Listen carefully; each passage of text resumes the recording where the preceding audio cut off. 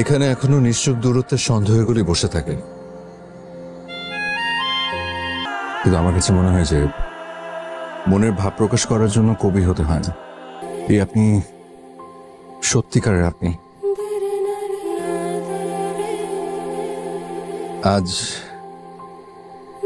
আজ রাত 4টায় আমার ফ্লাইট। বলেন কি? জাপানে একটা স্কলারশিপ পেয়েছি। আগে বলেননি কেন?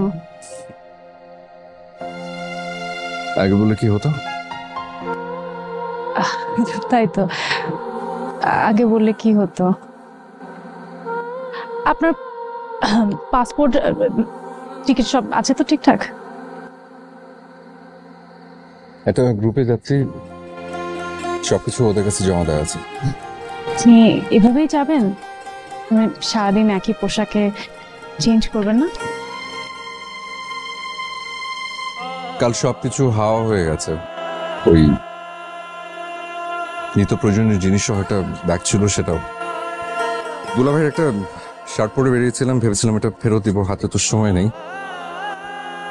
আমাকে আসলে এখনই যেতে হবে।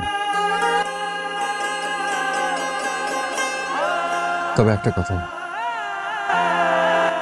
আজকে সারাটা দিন আপনার সান্নিধ্যে যেভাবে কাটলো, বিশ্বাস করেন চাইলেও আমি কোনোদিন সেটা ভুলতে পারবো না। হ্যাঁ, অনেক অপমান, সন্দেহ, অবজ্ঞা। ওভাবে কেন বলছেন? আপনি যুক্তিবাদী, তাই যুক্তি দিয়ে দেখেছেন। আর ওই সময়টা ওরকম না হলে এই সময়টা এত সুন্দর, মানে এতটা ভালো হতো না।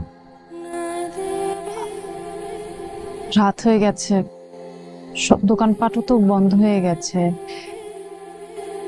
আচ্ছা, আপনি যদি কিছু মনে না করেন, আমার বাবার একটা শার্ট, একটা প্যান্ট, কিছু জিনিস যদি আমি আপনাকে, মানে হয় না মাঝে মাঝে ইচ্ছা হয়, মানে একজন মানুষ আরেকজন মানুষকে মানে হয়,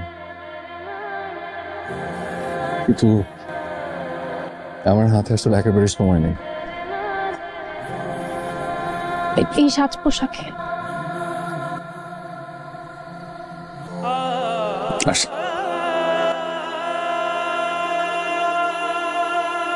আবার কবে আসবেন?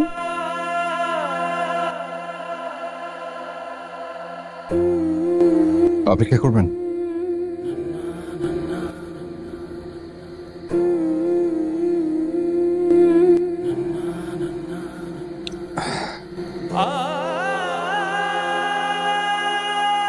এটা নিন, হঠাৎ মনে এলো তাই লিখে ফেললাম। আমি কিন্তু কবি না, কিন্তু আমার কাছে মনে হয় যে মনের ভাব প্রকাশ করার জন্য কবি হতে হয় না। নিন।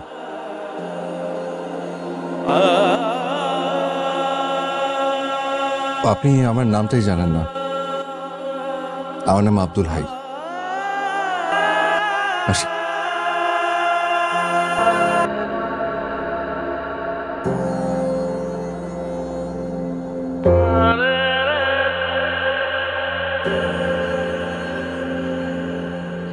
দূর থেকে কড়া নাড়ে হেরে যাওয়ার গল্পটা।